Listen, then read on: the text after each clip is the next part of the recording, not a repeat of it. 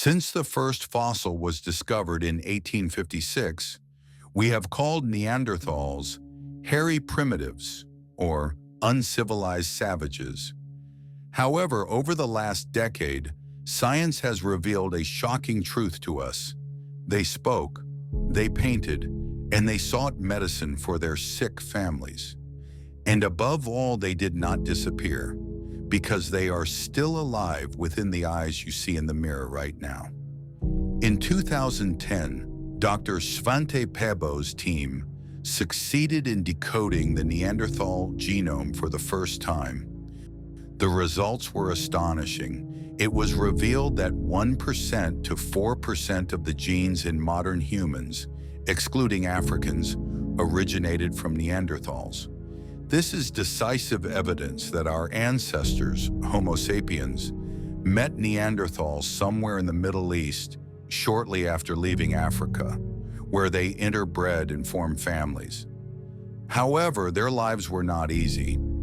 The genome of a female Neanderthal found in the Altai Mountains of Siberia reveals that her parents were close relatives at the level of half-siblings. This implies that Neanderthals at the time were living in very small, isolated groups.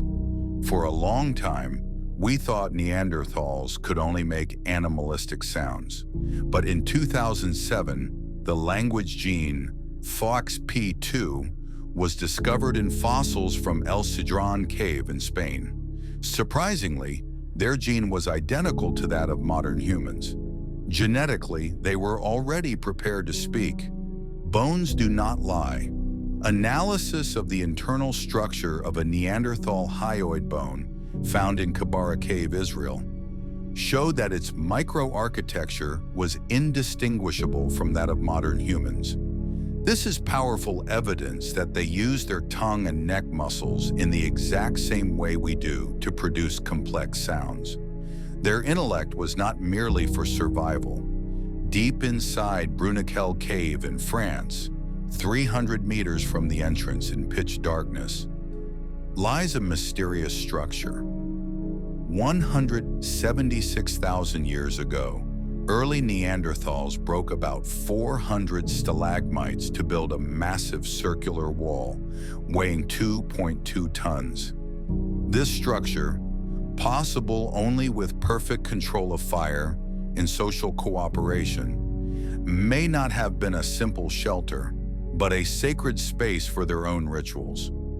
Furthermore, cave paintings in Spain were revealed to be 64,000 years old.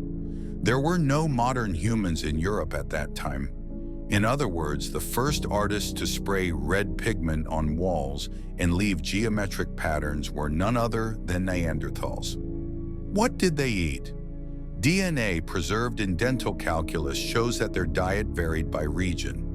While Neanderthals in Belgium hunted woolly rhinoceros, those in Spain were closer to vegetarians, enjoying mushrooms, pine nuts, and moss. What is truly remarkable is their medical knowledge. One Neanderthal suffering from a dental abscess chewed on poplar bark containing salicylic acid, the active ingredient in painkillers, and consumed penicillium mold to produce an antibiotic effect, treating himself. However, their most human aspect is revealed in their attitude towards the vulnerable.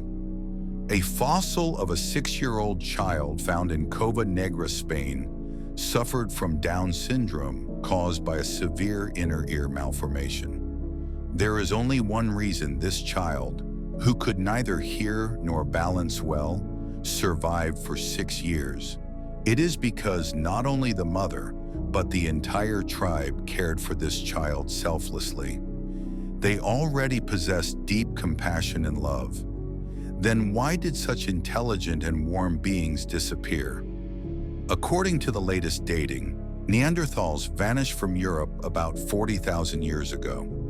However, before that, they coexisted with modern humans for up to 5,000 years.